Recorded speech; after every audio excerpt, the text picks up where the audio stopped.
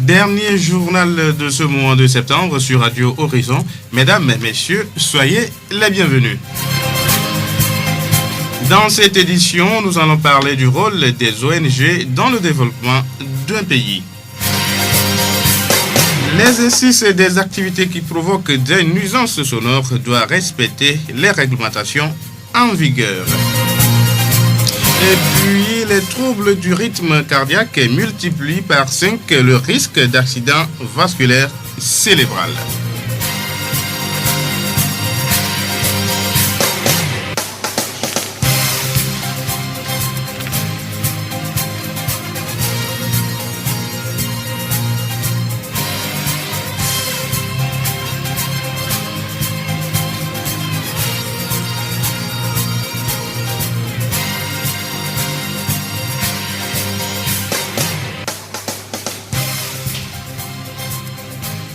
Radio Horizon à Kivu sur 101.1. Mesdames, messieurs, encore une fois, bonsoir. Voici le développement des titres. Ils sont nombreux, ces hommes et femmes qui se lancent dans le commerce des articles scolaires à la veille de la rentrée des classes. Comment se déroule ce commerce cette année dans notre ville? Nous avons rencontré un libraire qui nous a décrit l'ambiance dans sa boutique. Il faut avouer que les clients ne sont pas sortis. Certains sont venus juste pour acheter 2 ou 3 cahiers pour commencer la rentrée en attendant d'avoir les fournitures avant de payer le reste. Donc sincèrement, on n'a pas bien vendu. Les articles sont toujours là et on les attend toujours. D'année en année, les gens ne s'intéressent plus beaucoup à l'achat des articles scolaires. On vendait mieux les années passées que maintenant. Même l'année passée, on a mieux vendu que cette année. On espérait vendre mieux cette année, mais sincèrement, on est déçus. Mais on attend toujours de voir d'ici vendredi. Peut-être les gens attendent la fin du mois pour venir acheter les choses. C'est surtout le problème financier. Les gens se plaignent qu'ils n'ont pas encore reçu leur salaire, ils ont des retards. Mais il y a aussi des parents qui s'attendaient à ce qu'on repousse la rentrée. Donc ça a changé beaucoup de choses. Les gens n'avaient pas programmé pour ce moment. Donc on attend de voir cette semaine. On espère qu'ils vont sortir quand même. La voix du Zion. Les caprices pluviométriques retardent la semence chez les producteurs agricoles. Ceux-ci s'interrogent sur les dispositions à prendre s'ils doivent semer et espérer l'arrivée des pluies. Monsieur Pelafia Batia, directeur préfectoral de l'agriculture et de l'hydraulique du Zion. Les producteurs sont toujours dans l'attente, alors que, en principe, au plus tard le 20 septembre, le semis de maïs devait être arrêté. On ne sait pas si la pluie va venir et quand, et ça va se prolonger jusqu'à quand. Les gens peuvent attendre et on va voir ce que Dame Nature va nous réserver.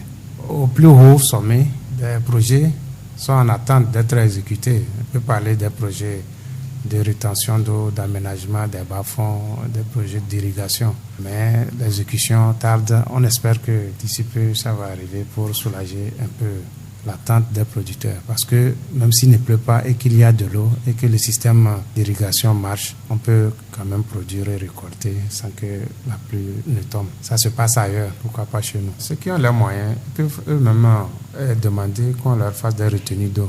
Et l'État de son côté aussi est en train de faire à travers le programme national d'investissement agricole et de sécurité alimentaire. Beaucoup de choses sont prévues pour pallier à ce problème de manquement de pluie. Les localités où il y a les pluies, ils peuvent semer dans l'espoir que la saison va se prolonger. Pelafia Batia, directeur préfectoral de l'agriculture et de l'hydraulique du Zion.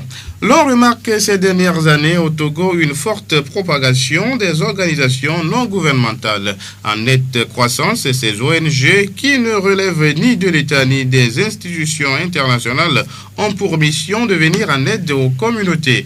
Qu'est-ce qu'une ONG? Quel est son rôle dans le développement d'une communauté? Monsieur Yawo Agbote, coordonnateur exécutif de l'ONG GKFM à Thiviers. C'est une organisation de développement qui accompagne et appuie les communautés dans laquelle cette organisation est implantée. Ils sont là aussi pour faire la mobilisation sociale et aider cette communauté à réaliser des projets à caractère communautaire pour le développement de la communauté. C'est à but non lucratif. Ils ne sont pas payés, ils ne cherchent pas l'argent pour avoir des bénéfices, mais ils dépensent plutôt pour le bien de la communauté. Il a un rôle à jouer en matière de mobilisation sociale d'abord. Il va accompagner cette communauté dans l'identification des besoins et aider cette communauté à donner priorité à certains besoins et les accompagner dans la mise en œuvre de certaines actions pour répondre à ces besoins. Il y a plusieurs domaines d'intervention. Certaines structures peuvent être carrément dans le domaine de la santé, d'autres des actions de développement communautaire, d'autres dans la salubrité de leur milieu, d'autres c'est carrément dans l'agriculture où ils mobilisent les gens, les forment et les outils pour le développement agricole. Peu importe les domaines, une ONG qui est là implanté dans une communauté, il doit avoir son programme d'action selon son domaine d'intervention et il doit approcher la population de son milieu, partager sa vision de développement avec la communauté et intéresser la communauté à ce qu'il fait. Ça permettra à la communauté de l'approcher et d'avoir des idées de développement.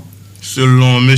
Agboter, un responsable d'ONG doit être un homme de bonne moralité. Un responsable d'ONG, d'abord, doit être vraiment quelqu'un qui a la vision de développement. Il n'a pas la vision lucrative, mais dans le social, c'est quelqu'un qui doit être honnête, sincère dans tout ce qu'il fait envers la communauté et ne doit pas aimer l'argent. Parce que quand un petit projet arrive et que peut-être tu as monté un dossier pour les communautés et que l'argent vient, si tu ne sais pas faire, tu risques de détourner l'argent pour ne pas faire le travail. Donc, tu as tes qualités. Tu es diplômé dans tel domaine, tu peux être sociologue, tu peux être anthropologue, tu peux être juriste, peu importe ton diplôme, si tu veux faire le développement de ta communauté, tu peux avec les amis travailler ensemble et pouvoir ériger une association ou bien une organisation non gouvernementale. Sur le plan moral et éthique, dans le travail, il faut être véridique. L'information que tu ventiles, quand les gens viennent, quand ils vérifient, ils voient que c'est ça l'information. Tu ne dis pas autre chose et après tu fais autre chose. Et là, tu seras bien accueilli dans la communauté. Nous venons d'écouter M. Yahou Agboter, coordonnateur exécutif de l'ONG Jirkafem à Thiévié. La voix du Zion. Pour garantir l'harmonie dans la communauté, le législateur a prévu des réglementations pour régir les activités qui provoquent des nuisances sonores. Ainsi, les églises, les moulins, les buvettes et autres doivent respecter les réglementations en vigueur. Les précisions avec M. Akiti Dotier, secrétaire général de la mairie de Thiévié. Et la loi a prévu et a réglementé les activités de façon à ce que les nuisances sonores soient moins fréquentes dans les villes. Ainsi, les activités sont réglementées. Et c'est ces réglementations que nous mettons, que nous appliquons dans la ville de Thiévié. Les églises sont fondées sur la loi de 1901 relative à l'association.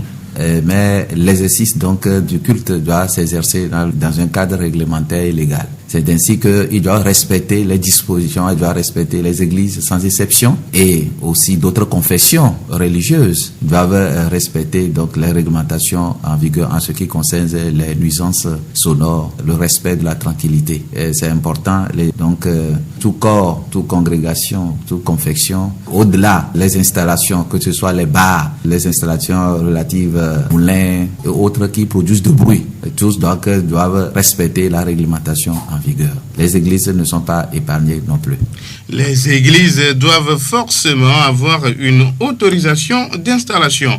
Comment les responsables de ces structures doivent-ils procéder pour obtenir cette autorisation et comment procède la collectivité pour vérifier si ces dernières respectent les lois en vigueur?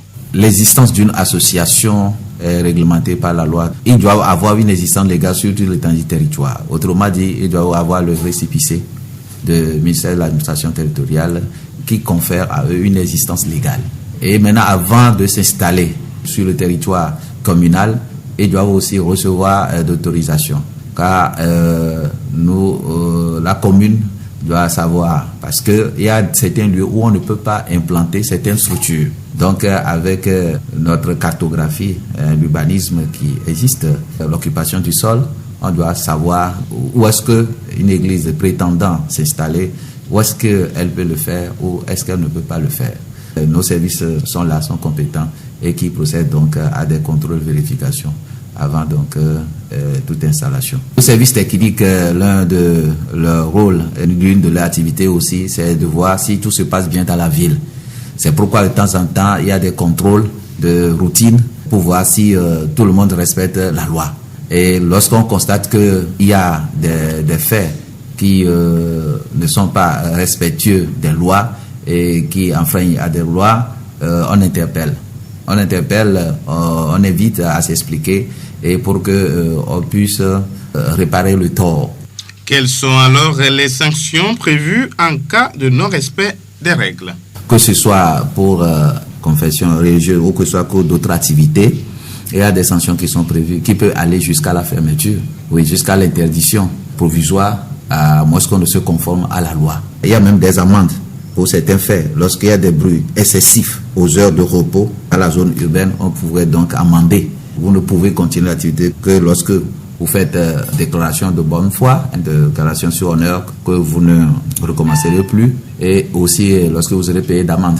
Nous remercions M. Akiti Dotier, secrétaire général de la mairie de Thiéviers. Radio Horizon à Thiéviers sur 101.1. Hier, 29 septembre, a été célébrée la journée mondiale du cœur. Cet organe musculaire creux, situé entre les poumons au milieu du thorax, est le moteur du système cardiovasculaire dont le rôle est de pomper le sang qu'il fait circuler dans tous les tissus de l'organisme. Le cœur, comme les autres organes du corps humain, connaît des dysfonctionnements. On parle de troubles du rythme cardiaque, multipliant par 5 le risque d'accident vasculaire cérébral.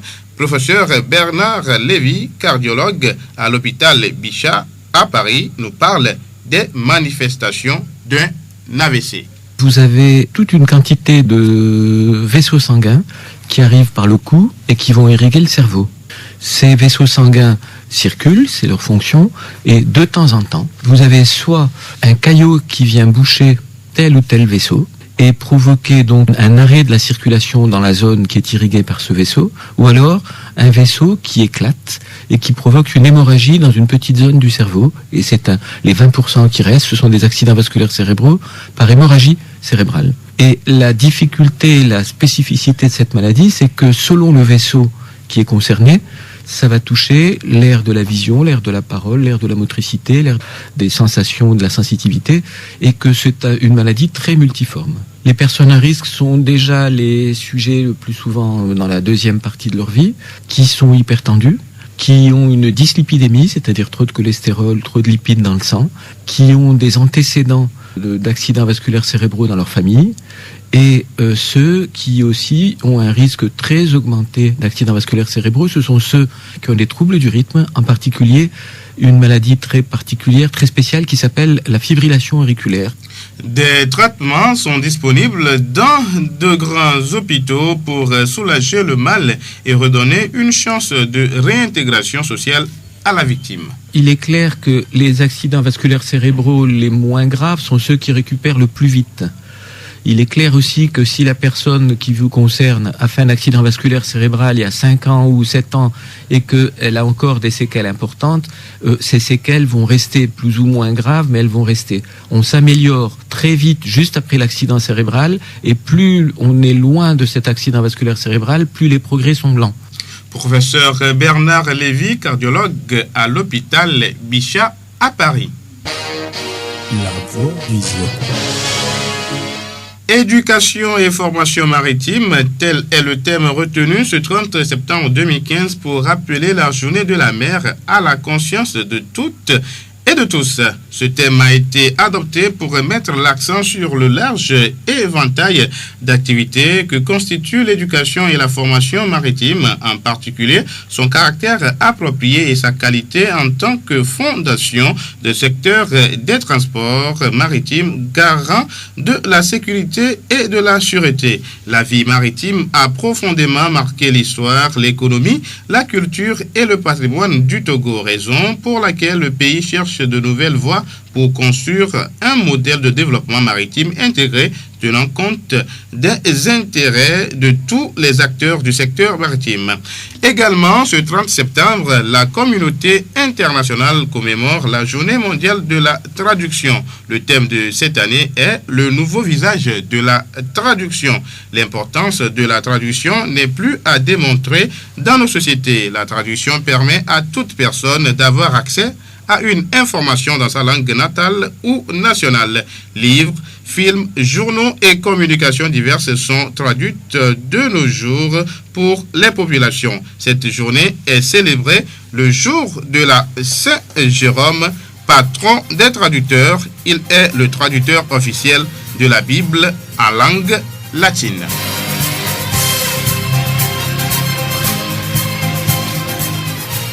Un homme doit être assez grand pour admettre ses erreurs, assez intelligent pour apprendre de celles-ci et assez fort pour les corriger. John Maxwell. C'est la fin de ce journal. Merci à vous qui l'avez suivi. Présentation, Denis Gossou. Réalisation, Mustapha Yolo.